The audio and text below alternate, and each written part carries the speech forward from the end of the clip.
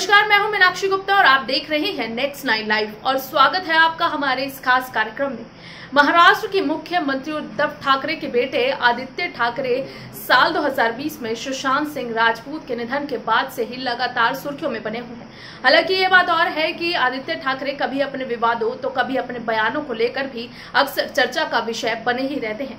दरअसल सुशांत सिंह राजपूत के निधन से पहली रात यानी 13 जून की रात जो पार्टी हुई थी उसमें एक पॉलिटिशियन के शामिल होने की भी बात सामने आई थी और इस पॉलिटिशियन के रूप में आदित्य ठाकरे का नाम सामने आया था। खैर ये बात और है कि आदित्य ठाकरे पर लगे ये आरोप अभी तक साबित नहीं हो पाए हैं, लेकिन आदित्य ठाकरे को घेरने का खास तौर से बीजेपी ने आदित्य ठाकरे को कटघरे में खड़ा करने का कोई भी मौका नहीं छोड़ा था। और हाल ही में हमने आपको बताया था आदित्य ठाकरे से जुड़े तमाम किस्से और कहानियां, साथ ही उनकी पूरी बायोग्राफी। ऐसे में आज हम आपको इस खास रिपोर्ट में बताएंगे आदित्य ठाकरे ने अपने मंत्री पद का कार्यभार संभालने के बाद पहली बार क्या कुछ कहा था। हमारी इस खास रिपोर्ट में देखिए।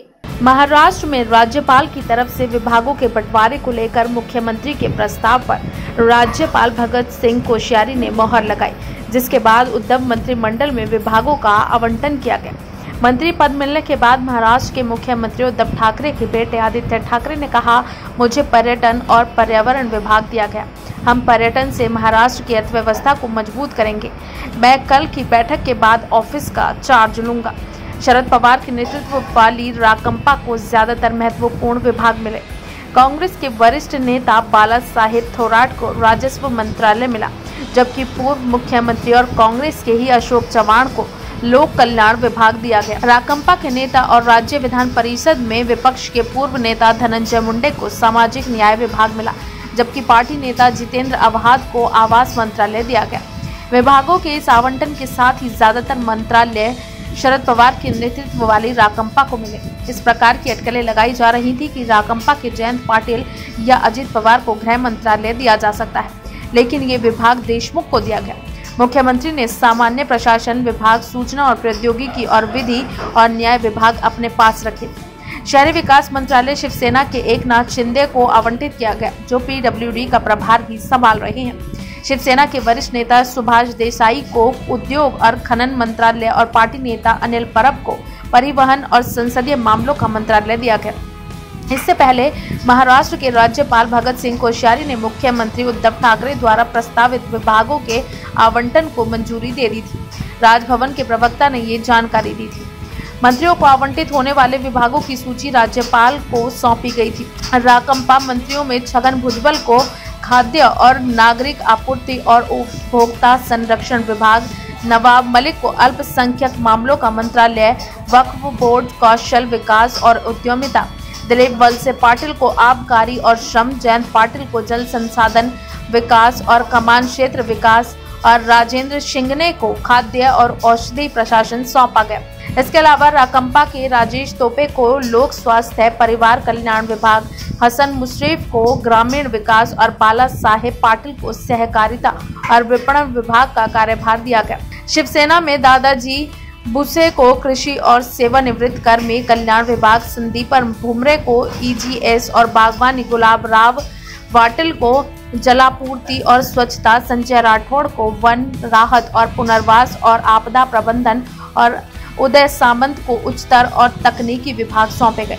कांग्रेस के नेताओं में से यशोमती ठाकुर को महिला और बाल विकास मंत्रालय, वर्षा गायकवाड़ को स्कूली शिक्षा विभाग, सुनील केदार को पशु संवर्धन और डेयरी विकास विभाग, युवा और खेल कल्याण विभाग, विजय वडेट्टीवार को OBC कल्याण और नमक भूमि विकास, अमित देशमुख को चिकित्सकीय शिक्षा और संस्कृति, KC पाड़वी को जनजातीय विकास और अशरम शेख को कपड़ा, मत्स्य और बंदरगाह विकास मंत्रालय दिए गए। वही आपको ये भी बता दें कि आदित्य ठाकरे की अगर बात करें तो आदित्य ठाकरे लगातार सुर्खियों में बने रहते हैं। कभी वो अपने विवादों को लेकर सुर्खियों में आते हैं तो कभी अपने बयानों को लेकर। साल 2020 में सुशांत सिंह राजपूत के निधन के बाद से आदित्य ठाकरे ने खूब सुर्खियां बटोरी।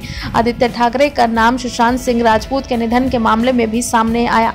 हालांकि अभी तक ये बात साबित नहीं हो पाई कि आदित्य ठाकरे सुशांत सिंह राजपूत के निधन से पहले वो रात हुई पार्टी में शामिल थे या नहीं, लेकिन आदित्य ठाकरे के संबंध बॉलीवुड के सितारों से भी जुड़े हैं। इस बात को लेकर भी वो अक्सर ही चर्चा का विषय बने रहते हैं। आदित्य ठाकरे को कई बार दिशा पाटनी के साथ भी स्पॉट किया गया है। कहा जाता है कि दिशा पाटनी आदित्य ठाकरे की अच्छी दोस्त हैं और वो उनके साथ कई बार बर्थडे पार्टीज और कई इवेंट्स में भी साथ नजर आती हैं। साथ ही साथ आदित्य ठाकरे की अगर बात करें तो आदित्य ठाकरे अपनी हॉबीज और अपनी एजुकेशन को लेकर भी सुर्खियों में बने रहते हैं। आदित्य ठाकरे ने अपने करियर में लॉ में डिग्री प्राप्त की है और साथ ही उन्हें कविताएं लिखने और गाने लिखने का भी शौक है। उनकी कई किताबें भी प्रकाशित की जा चुकी हैं।